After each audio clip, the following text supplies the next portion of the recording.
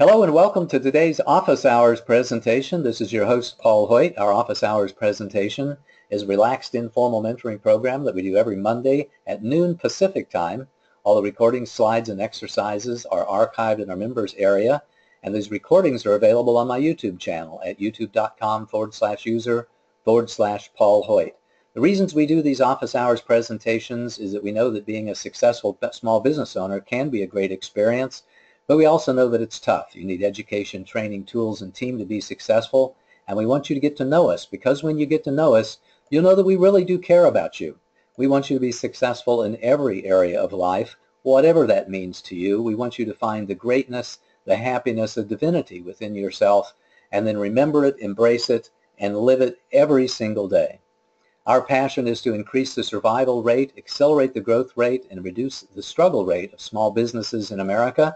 And our vision is to help millions of CEOs and entrepreneurs accelerate their business growth and enjoy greater harmony and balance in their lives. If you find these Office Hours presentations valuable to you, please pass the word. Please share information about our Office Hours with your friends, with your colleagues, and invite them to tune in and listen as well. Our Office Hours agenda is an in-depth discussion of a business success principle. Then we offer closing remarks and special offers and an invitation for next week's session, open Q&A and coaching, and the best question or comment of the day wins a prize at the end of the presentation. So keep those comments and questions in mind. Be excited about that. And when we get to the Q&A portion of it, when we get towards the end of today's Office Hours presentation, if you're still on the line and you ask a really great question, we're going to award some prize to you, and that prize is to be determined later. So I really want you to join us throughout the week in our Awakened CEO communities on both LinkedIn and Facebook, where we publish the business success principle of the day. And the energy of the day posting is every day on Facebook. Today was day 969 in a row, I believe, for posting the energy of the day message on Facebook. And if you don't have a morning discipline of positivity and inspiration, I certainly invite you to get one. I've been rewarded many times over from the discipline that I set up so long ago about posting that energy of the day posting on Facebook. Today's topic is the book Leading Change by Dr. John Kotter. I will talk a little bit more about the book and about him here in just a second, but we always try to relate the key performance area or the subject matter of the day to one or more of the key performance areas of business that are defined in my 2004 book, The Foundation Factor. And this is all about leadership. It's about your responsibility and your opportunity as the leader of your business to embrace change as a way of life and to get really good at change and have a positive attitude towards change in your business, because it really will pay dividends for you in the future. We also relate the subject matter of the day to one or more of the levels of performance in the Awakened CEO system. We do talk about 3 levels of performance: mindset, methods, and momentum. Mindset is your beliefs and your perspective, your attitude and your mood towards your business. Your methods are your plans, your processes, and your procedures. And your momentum is about taking action repeatedly over time and accelerating the velocity of your change and the pace of growth as you accelerate the size of your business, which all will increase your momentum over time. And this is really about all 3 of those. This is about having a great mindset about your opportunity to be a company that's really great at change. It's about implementing John Kotter's 8-step change success formula, and it's about building momentum at your business as being a company that takes pride in itself on your ability to manage change. Our agenda for today is we're going to talk a little bit more about the author, John Kotter. We'll talk about change management in general and what that really is and how it relates to the other areas of operations management. We're going to talk about Kotter's 8-step change model in detail, and then we're going to sum it all up with the bottom line. First, let's talk a little bit about background of the author.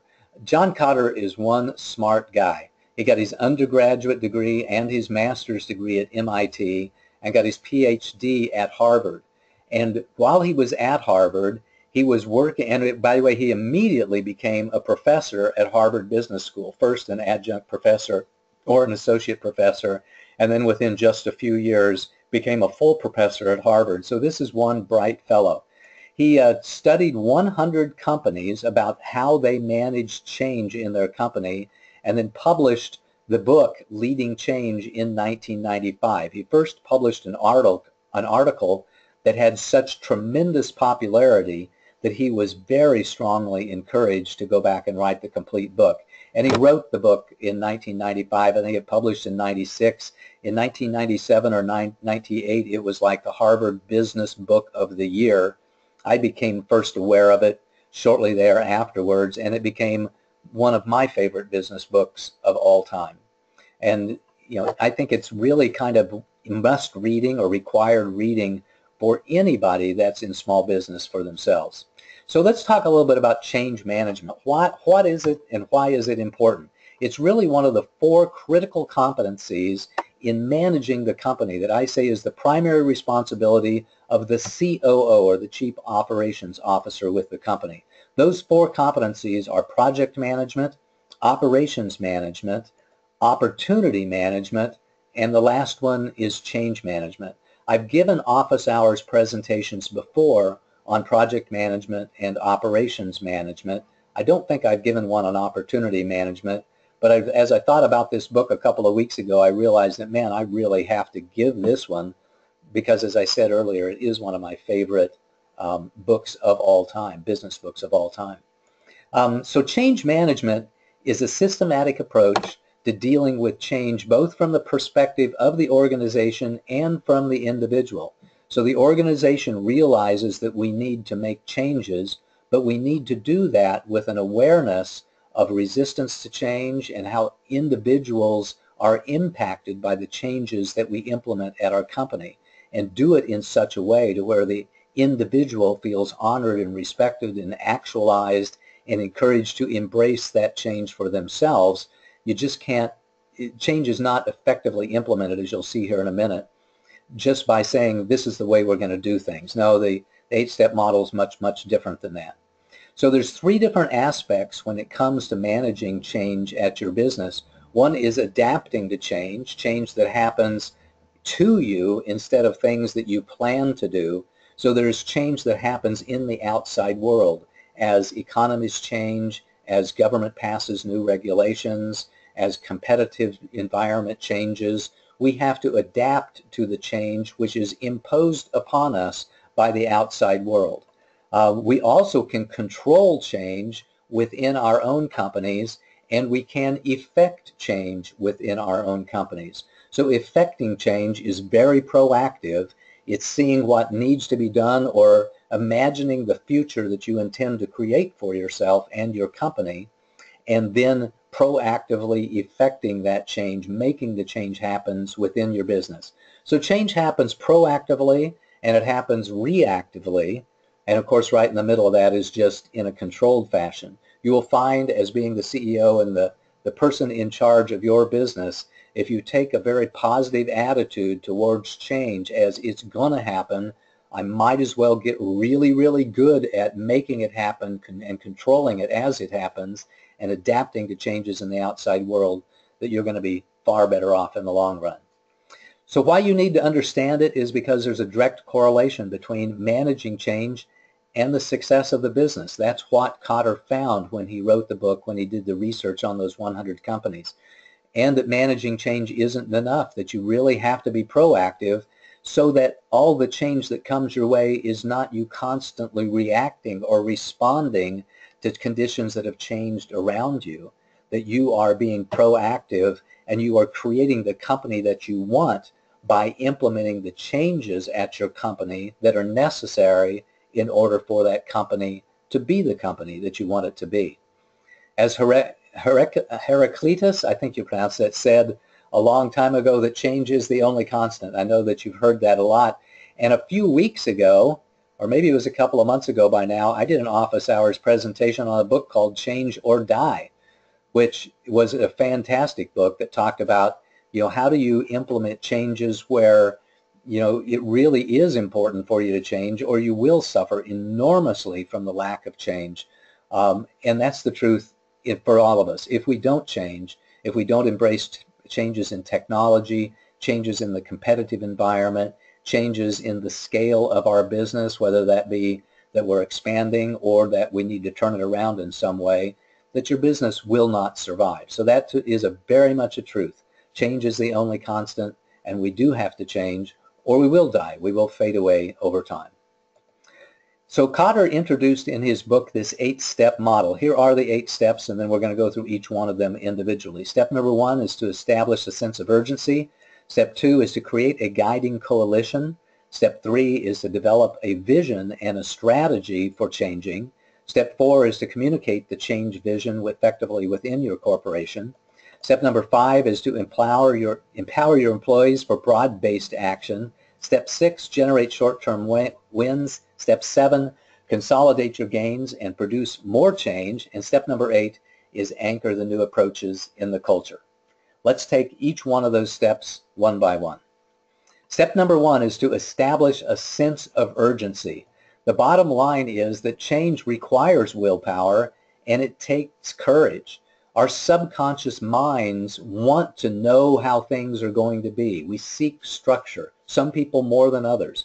Some people are really creatures of habit and they're very resistant to change because their subconscious mind just wants to know what to expect, when they come into work every single day. They just want to say, give me the job, I'll just do the job. People that we have in our business that are heavily focused on implementation really typically have a resistance to change because the way they feel better about themselves is by doing a good job and doing it very quickly. Whenever you introduce change into their systems, all of a sudden they're not able to do things as quickly, that they've got a learning curve, that they've got a little bit of risk that they won't be able to adapt to change at all, and it frankly scares them a little bit. So it takes willpower and it takes courage in order for those people to change and for most people to change. And that means requiring a sense of urgency, because if you don't have a sense of urgency, people will just put it off and hope that it goes away, which it won't. So you have to be able to motivate and inspire people. You have to explain the benefits of the change and explain the consequences of not changing so that they can get it, so they can summon their own courage and muster their own willpower in order to plan that change and affect that change. One of the keys is you develop the opportunities for users, and you see this, you position the change as being an opportunity that everyone has to grow within the company, an opportunity for the company to thrive so that they can thrive more, as an opportunity for them to be seen as a positive agent of change within the organization, and that what that can mean to them both short-term and long-term, an opportunity for them to make more money, an opportunity for them to keep their jobs, but position it as an opportunity for them to embrace this change and jump on the bandwagon and to be seen as a part of the solution as opposed to part of the problem. The way that we do that is we connect to their emotions. We humans, we like to think of ourselves as being very rational creatures, but even those of us who are very left brain oriented, who love the numbers, who love the facts and the figures, who really embrace our left brain nature, we're also very emotional people. So we want to connect to that by selling the benefits of the great system, by being emotionally engaged with the project and being passionate ourselves, and by selling to them what's going to happen if we don't embrace this change and connect to their emotions so that they can summon the willpower and summon the courage to move forward. That's step number 1, is to establish a sense of urgency, because generally speaking, people will not embrace change unless they see that it's going to happen, so I might as well get on board with it. The second phase is to create the guiding coalition. When we create the guiding coalition, that means getting the right team in place in order to successfully implement change at your company.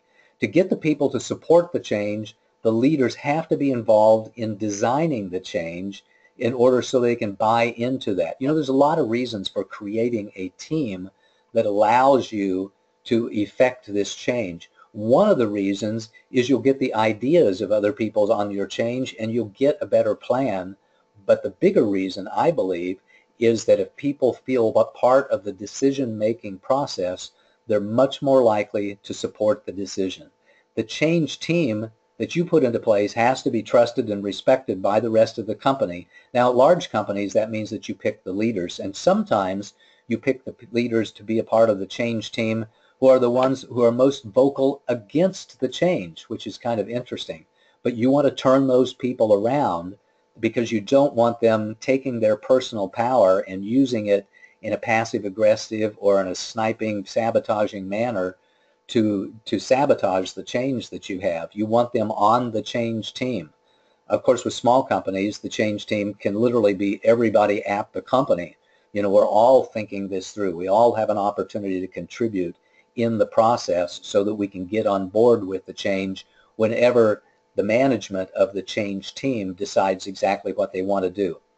Inside a company, they have to have expertise, they have to have positional power, they have to be trusted and respected by other people on the team, and they have to have the opportunity to be a hero. So just as we talked about appealing to people's emotions in step one, we also want to appeal to people's emotions in step number two when we create the guiding coalition. We want to rally them and let them see the opportunity that they have to help the company, maybe even to save the company by being a member of the guiding coalition, to be a member of the main change team. Step number three, once you get your team together, is to develop a vision and a strategy for change. So the first thing we do is develop with a vision. We begin with the end in mind. We paint a picture of what we want the company to be like in 3 months, in 6 months, and in 9 months, and we communicate that with great passion and determination so that we can have this vision of the future that we are marching towards and we are working together to create. We want to paint a very clear picture of where we are to be. We want to understand where we are today and then create a step-by-step plan to achieve the vision, to get us from where we are to where we want to be. And by the way, those are the first 3 steps in the Awakened CEO growth process. We focus on the vision of where we want to be, we understand the status of where we are, and then we create a step-by-step plan to achieve that vision. Doing all 3 of those steps is Kotter's 3rd step in his 8-step model, to develop that vision and the strategy and the plan for stage. And one key thing about the plan that you put in place is it really should be easy to communicate and easy to understand, because that's the next step in the process, is communicating that change vision with other people at your company. It's saying, all right, the team, we've gotten together, we've talked it over, we reviewed a lot of options, we listened to everybody's ideas, here's what we're going to do. Here is the change that we're going to affect, here is the step-by-step plan, and here's your job in embracing that in your particular work area. Here's what this means to you individually for everybody who is impacted by the change that you do at your company. It's important to use simple and formal language so that the ideas can be spread easily amongst the business. Use metaphors, analogies, and examples however you can to make it seem very simple to do. Make it simple, vivid, repeatable, and invitational. Make it exciting. Make sure that everybody understands how excited that you are about embracing this change within the organization, and over-communicate if that's possible. Some people say that it is impossible to over-communicate. I think that it is possible to over-communicate, but that's only if you're sending out like 4 emails a day on the subject. 1 email a day on the subject is not too much when it comes to communicating the vision for change and the step-by-step plan by which you're going to effect that change in your company. The next step in the process is to empower the employees for broad-based action. What that means is that you want to give them some opportunities to improvise, adapt, and overcome, which are my 3 favorite attitudes when it comes to actually executing a plan, as appropriate. There was a study done a long time ago that told the story of Betty Crocker when they first put out the first cake mix. The only thing that you had to do is take a couple of cups of this cake mix or an entire box of the cake mix and mix it with water, and then you put it in the oven and baked it. And they did not find any great market acceptance for that. So they decided to change the formula. When they asked people, why they didn't embrace that. They said, well, it's not like making a cake. It's like I'm not really being a cook. I'm just, stirring up stuff that are in a box. So they decided to change the formula, and they just said one simple thing, and that was add an egg. They took the egg out of the formula, out of the powder for the cake, and they suggested to the housewife, to the homemaker, whoever was baking the cake, is all you have to do now is dump the contents of the package, in a couple of cups of water, and add an egg and stir it up with a blender, and then put it in the oven to bake it, and all of a sudden their sales skyrocketed. And the reason is because people got to feel like they were a part of the process, that they were being a little bit of creative, that they were contributing to the solution. So you want to give your people enough freedom so that they can add a little bit of creativity, but not so much that they can do something that thwarts the entire process. And of course that is a bit of an art form, to allow people to design, to be a little bit creative, to implement it in their own area as they see fit, but also having the wherewithal and the presence to be able to do the quality control necessary in order for them to not mess things up as they apply their creativity. And you want to reward them for their creativity and their progress. Senior management needs to immediately remove obstacles that are uncovered by the team that is implementing this, so that they can get on with it. I remember the largest project I ever did was from 1988 through 1990. It was a 2-year project to completely replace a manufacturing company's computer system, and it involved well over a couple of hundred people, and I think the whole project took about 15 months or so. One of the things I really appreciated about the senior management of the company was when I went to them and said, I'm having an issue with Gary here in the engineering department. He says he doesn't have enough time to get this job done. I wonder if you could help him adjust his priorities a little bit. The first thing they did was pick up the phone and call Gary and say, hey, Gary, this is the president. This is Ron. Said, I need you to help me out here. I brought Paul's in my office, and he says you're a little bit behind on this task, and you're having a little problem in making that happen. He said, I'd sure like to see that done by the end of today. Can you make that happen for me? And sure enough, Gary found the time in his schedule in order to shift his priorities and stop being a roadblock to our project's success.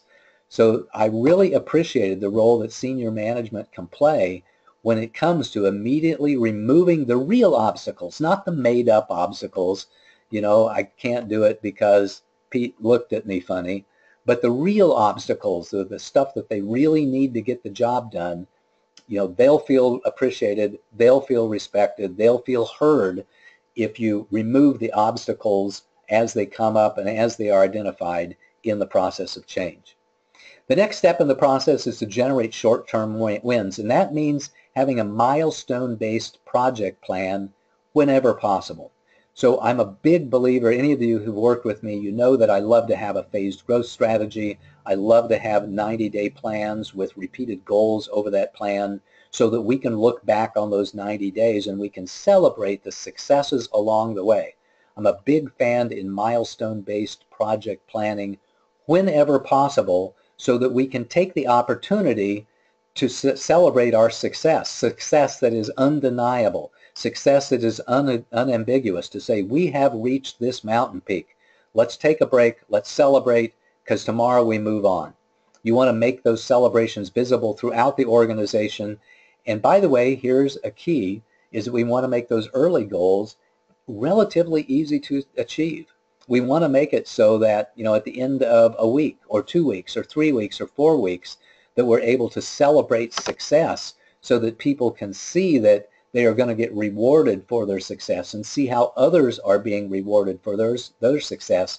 It really helps people get involved with that. If you make that first milestone 9 months or 18 months down the road, the odds of your team burning out before that first milestone is achieved and that first success is celebrated are pretty strong. So you want to make whatever that first milestone is, you want to make it readily achievable and fairly easy to achieve so that you can begin to build momentum and begin to send the messages of how we celebrate success, at our company, so that you can develop a culture of achievement. Really, really applaud those people who went out of the way to help meet a deadline and those people who contributed in the success of that early milestone. That's a big hint in order for you to be successful with change, a milestone-based project plan with short-term wins. Then we want to consolidate the gains and produce more change. What that means is after you do the first milestone, you don't stop. You don't let up. Because if you let up, there's a lot of times where people will, they get a little burnt out over time. We made that first goal. Maybe we were a little late on the second one. Boy, that third one was hard, and now I just feel like giving up. It's important for you to never, never let up, and don't declare victory too early. Just as you celebrate the success of achieving this first milestone, we want to immediately refocus the team on that next milestone. You want to keep the level of urgency up. And here's a big tip that I really like, is bigger rewards as you get closer to the end. So maybe your first reward is, hey, we're buying pizza for everybody. Maybe the second reward is that we're having a company picnic. And the third reward is, we're giving everybody a day off. But if people see that, as you continue to make progress, the biggest rewards are left for the last, it really helps increase the incentive and keep the motivation up with the team.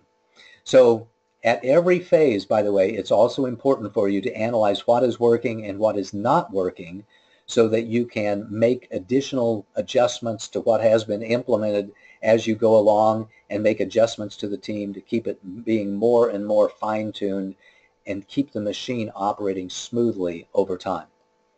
And then the last step is to anchor new approaches in the culture. And what that means is you don't want to ever give them the chance of going backwards. You want to burn the bridges as much as you possibly can, or burn the ships that are on the shore. You want to modify the reward system to honor those people who support the lasting change in the organization, and absolutely formalize the system and keep it in concrete. And those are the 8 steps in the model. The 8 steps in the model are, again, to establish a sense of urgency, to create a guiding coalition, to develop a vision and a strategy for success. That is the vision of the future, this knowing the status of where you are and creating the step-by-step plan of success. Step 4 is communicating that vision with very simple, easy to understand, easy to spread language. Step 5 is empowering your employees for broad-based action. Give them the opportunity to add the egg and be creative. Generate short-term wins, consolidate the gains, and then anchor the new approaches in the culture. So, but practically speaking, you really need to be flexible. This 8-step model is really perfect for large companies and perfect for a lot of change, but not every project needs to follow the 8-step model completely. For example, if it's a very small project, it may not need to be milestone-based at all. It can just be a 30-day project. But the principles of, here's why we're doing it, here's the sense of urgency, here's what happens if we don't do it. We've got 1 or more people on our team. You might not have to have a milestone-based project. It could be a single-phase project. That's a classic example of a project, of a long-term change management opportunity that doesn't have to follow the 8-step model completely.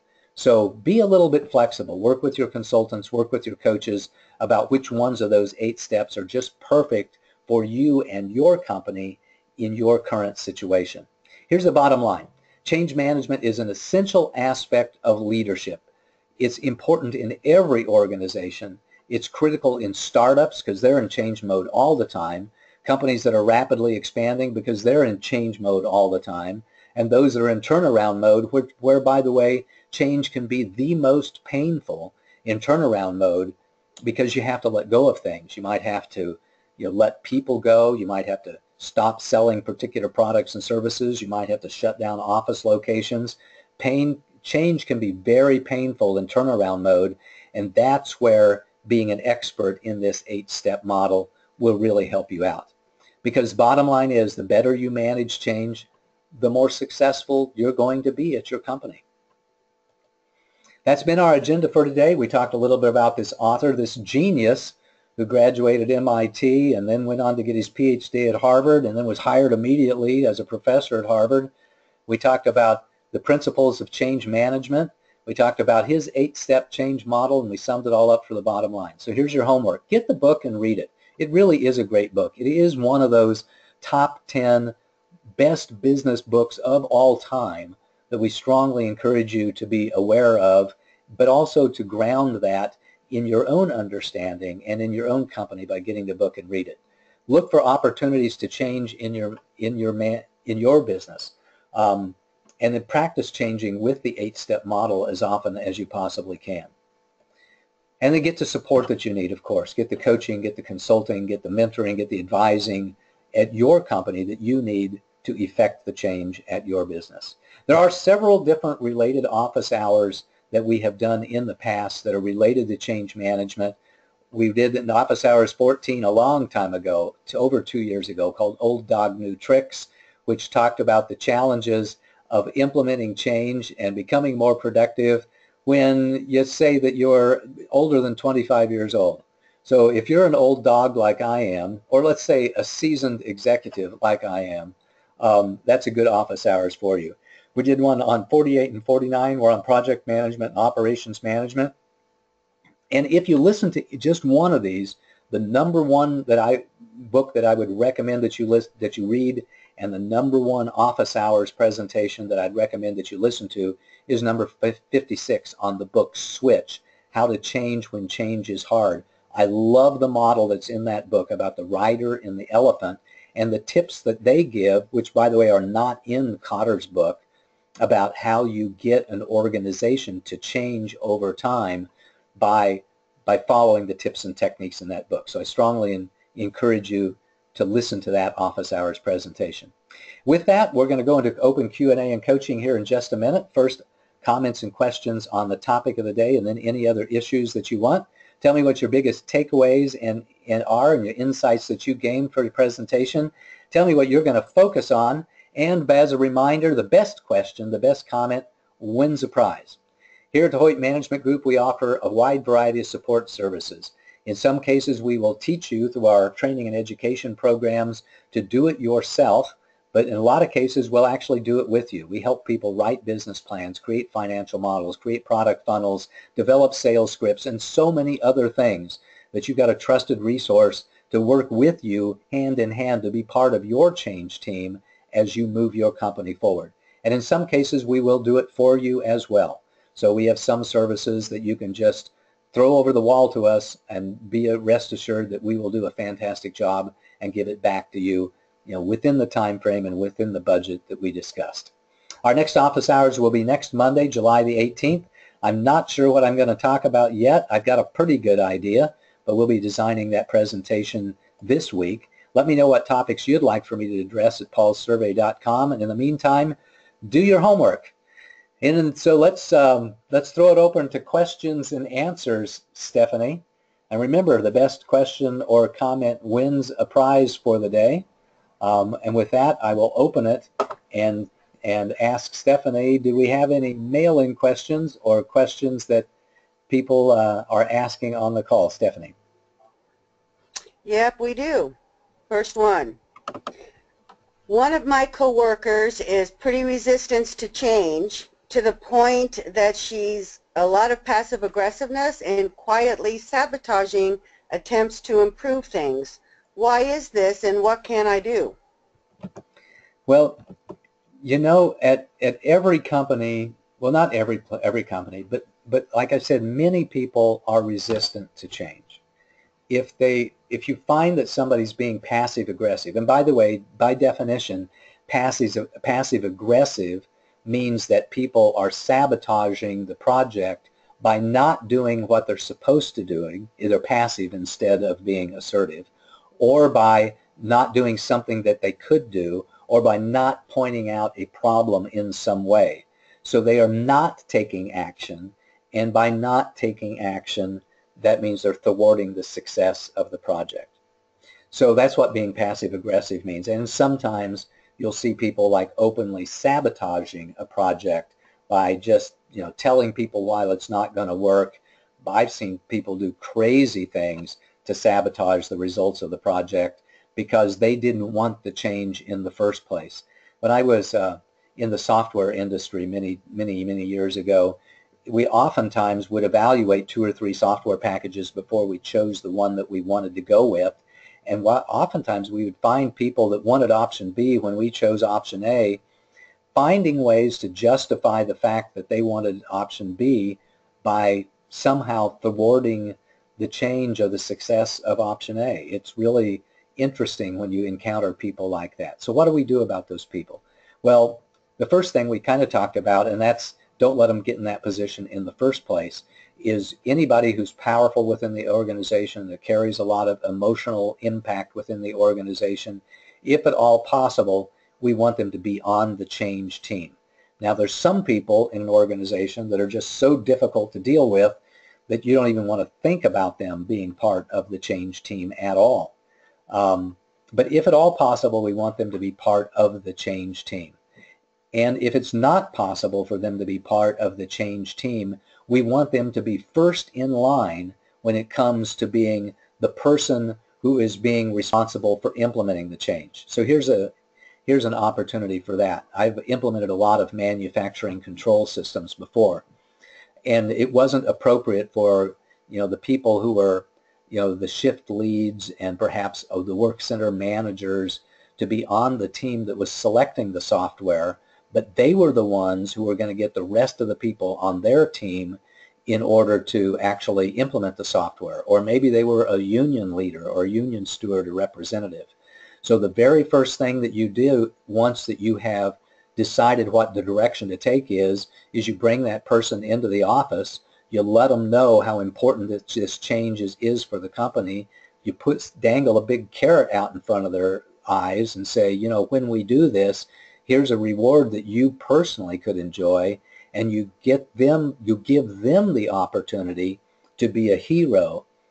And of course, the last resort is if somebody is absolutely not supporting the change, that they're sabotaging the change of the project, that they are being either passive aggressive or openly sabotaging the change, is you just have to bring them in and have a serious conversation with them about the future at the company. You may have to give them a position to be an opportunity to be excellent elsewhere, as I call it. But that's really a last resort. So those 3 steps. Number 1 is get them to be part of the change team as much as possible. If they're not a direct part of the change team, give them the opportunity to be a hero by jumping on the bandwagon and supporting the change and being a change agent at their company. And if none of that works, then you may have to make a change when it comes to their position at the company. Hopefully that helped. A comment or a next question, Stephanie? Okay. Who gets to decide what changes need to be made and when? Who gets to decide what changes need to be made and when at the company? Generally speaking, it's the responsibility of the CEO at the company. They have to take 100% responsibility for everything that happens at the company. Now, that doesn't mean that they have to do everything, and it means that they can delegate things, but it also means that you can't abdicate. So within each different area of the company, at large company we have departments, and at smaller companies we have functional areas at those companies. So you may have one person in charge of shipping and inventory. You may have another person in charge of processing online orders, etc. So they may not be a department manager or even have anybody reporting to them, but they may be responsible for that particular functional area. It's really important for you to give them some autonomy and help them be focused on that change. And Stephanie, I apologize. Would you repeat that question again? Because I think I just lost my train of thought. Sure. Who gets to decide what changes need to be made and when?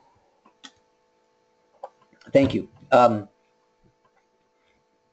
It's a pretty good idea to drive those decisions as low as possible within the organization to the lowest possible point of competency. So if you've got somebody managing your inventory and it's not going very well, you can talk to them about, ideas that they can come up with, but I would invite you to say, what are your ideas? How can we improve this situation?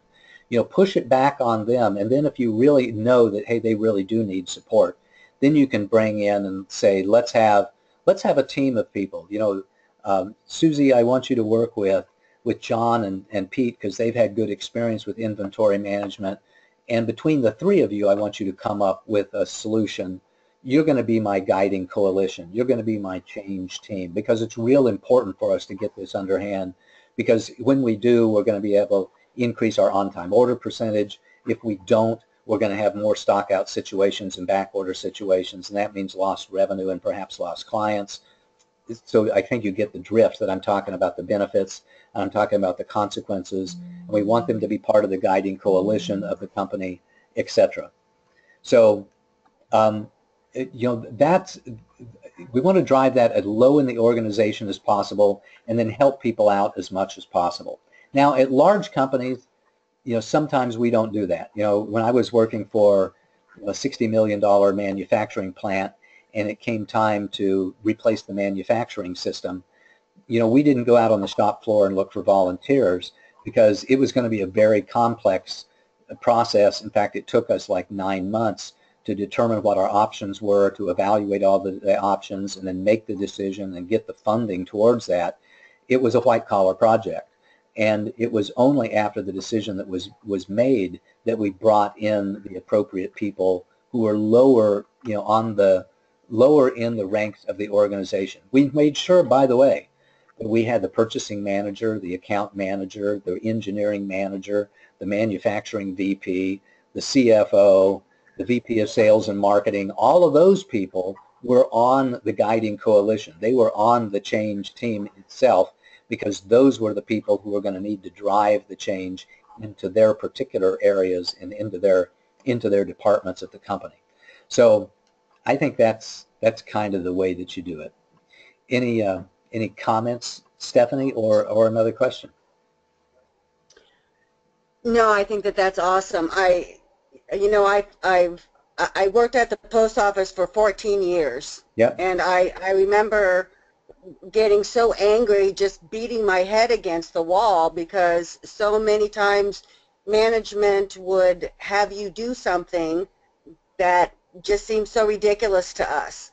But there was a bigger picture in play, and we didn't know the bigger picture. We didn't understand, okay, well, it has to be done this way because this is the goal. We didn't understand that goal, and that open communication and that type of enrollment in change would have been so beneficial for everybody, because I just recognize now how often, and not just me, how we sabotaged, operations and management because we just didn't understand what the heck was going on, Yeah, and So I'm inspired to say that, not every company is good at change.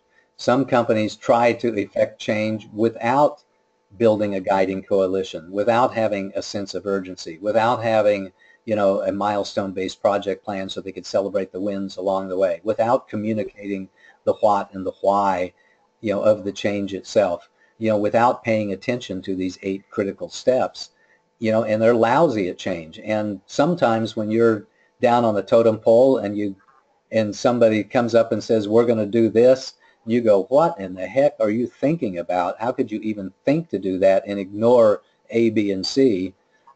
Sometimes you're right. Sometimes they're not very good at change. Sometimes they did ignore A, B, and C because they didn't get the right team in place and because they didn't think things through, and they weren't very good at change, and they just try to force things down people's throats. Unfortunately, those are the businesses that don't survive very long because they're not very good at what they do. And eventually, their lack of expertise in change management, which probably is reflective of an expertise or lack of expertise in management and leadership in general, will cause their demise. Now, on the other side of that, I worked with a company whereby we would have manuals or instructions. We would have a set process for doing something, and then it became our responsibility to let others know that, hey, this is the process, but we're having this challenge, we're having this stuck, and we have a suggestion on how to solve this, how to make this better. and that became very empowering. Say the word, Paul. Empowering. Empowered. And it really got the whole team enrolled to, to grabbing that change. Right? Awesome. Anyway. Awesome. Next question? Yep. You ready? Yep, I'm ready. What is an innovative change management technique that is really new and that has provided positive results? An innovative change management technique. Well, first of all, this book came out in 1990. The article was written in 1996, the book 1997 and 98. So let's look at things that have come out since then. And I'm going to point to a couple of them really quickly, and they're on your list. Number one is the book Switch. So Switch came out, when was it, 2012, maybe 2010, so it's not that old. When Switch came out, he talked about the concept, or the authors, which are Chip and Dan Heath, which are brothers. They talked about the importance of understanding the rider and the elephant, of understanding how the rider is your conscious mind and your elephant is your subconscious emotional mind. And the way to get the elephant to change direction is, there's a couple of tips that they put in there. Number one is to make them think that the decision has already been made, that the change is well underway, that we're already making progress, that it's going to be an easy step-by-step approach, and they came up with some really effective ways of helping people embrace change by saying that, it's already underway, so you can't stop it from starting because it's already started. You'd say that it's going to be easy because, hey, it's really, really easy. Step one is this, and then we'll have step two, and it's all guided, and it's all scripted. We thought this through. We love you. We care about you. All you have to do is do this simple thing a little bit different tomorrow. It's really brilliant the way that they came up with the analogy of the rider and the elephant, and about how we get the elephant to change directions by making it be very simple, very easily implemented, and by making them think that they they're already underway and they might as well be on the bandwagon because, hey, everybody else is on the bandwagon. The train is leaving the station. It's your choice as to whether you get on the train or not, but hey, we're all having a good time on this train, so you might as well jump on board before it gets going too fast. That, I think, is brilliant. The other one I would say is brilliant is the book Change or Die, because he talks about, in that book, about the three ways in which we try to get people to change, which are with facts and with fear and with force, and how that sometimes really doesn't work. But what really does work are the three R's, that we want to relate to them, that we want to repeat that, which is essentially the same advice of Switch, in that we want to have small step-by-step approaches that we repeat over time. And the third part is reframe it, get people to tell themselves a different story. This is the way I used to be, but I'm not that way anymore, etc. So I think both of those, of all of the books that I've read, I'd put those at the top of the list. Of course, I'd also put The Power of Habit. I'd put Psycho-Cybernetics. I'd put all kinds of other books that we've done office hours presentations on in the past on that list as well. But the two most innovative and newest ones are Switch and the book Change or Die. Great question. Thank you so much. So far, by the way, that's my favorite question. I can make a note of that, Stephanie. All righty. Any other questions or comments? We have so many projects going on that there doesn't seem ever to be time, that there doesn't ever seem to be closure and a time to celebrate. What can we do about that?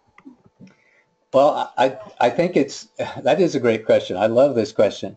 And I think the response is that it's your responsibility as the owner of the company to find those reasons to celebrate every once in a while, to honor that person of the month or employee of the quarter, or doggone it, we're just going to celebrate. I talked to a client a few weeks ago. I called him up on a Friday afternoon, and he said, I can't talk to you right now. We're out having pizza and beer.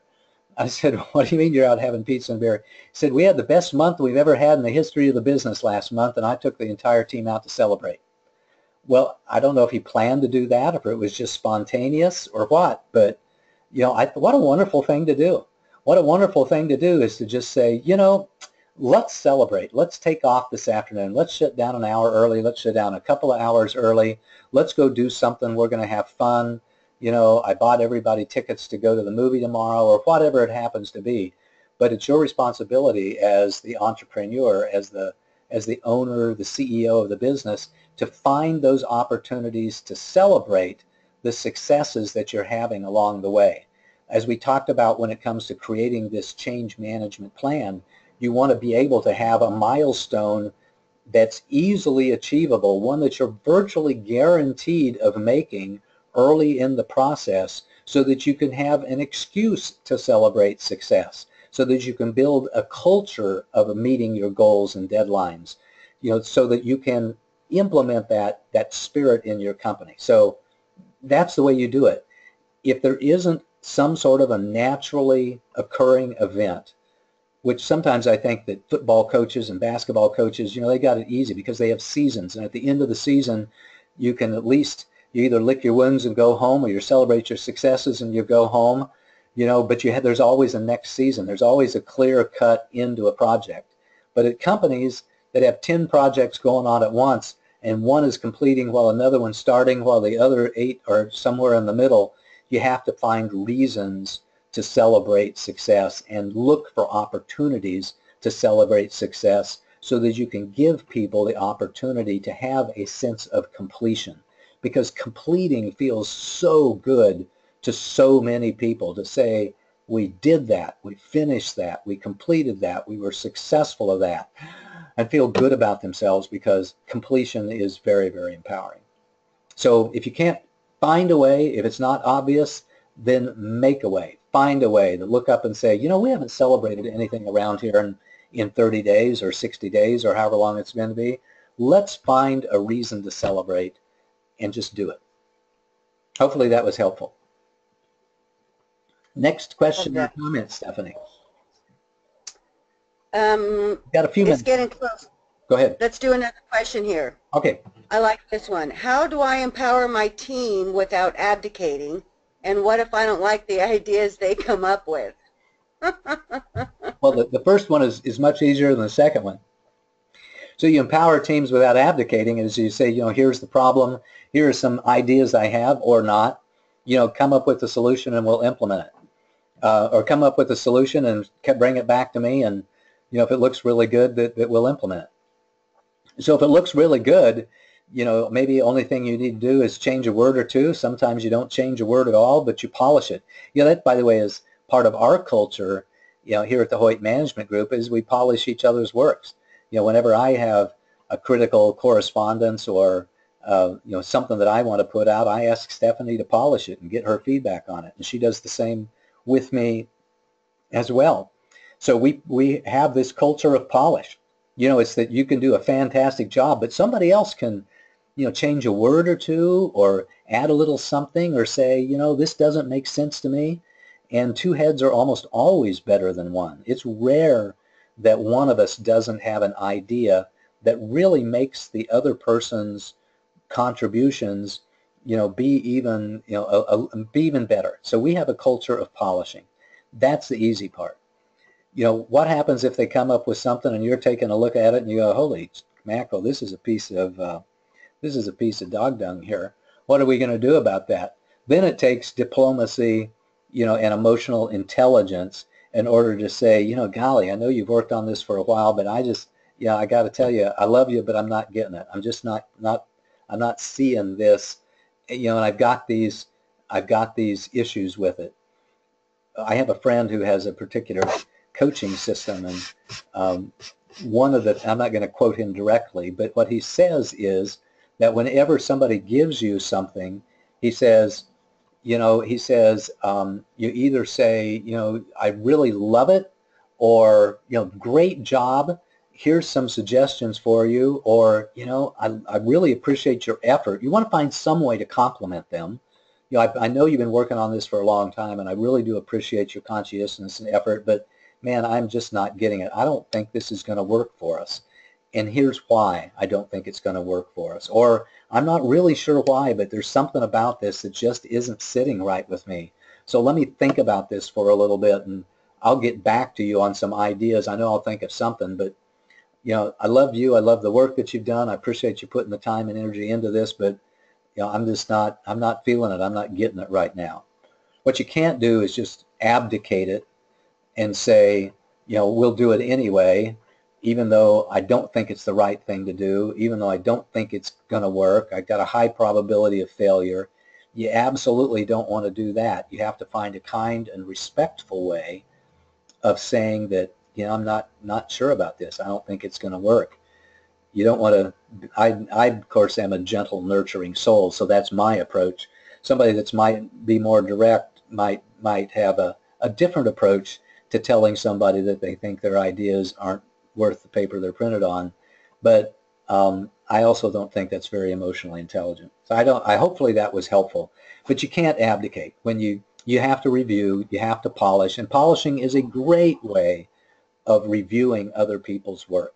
So I encourage you to think about polishing at your corporation, getting a culture of polishing each other's work, so that when something comes to you and you say, this needs more than just polish, I think we need to start over here, that they're more readily accepting of that feedback.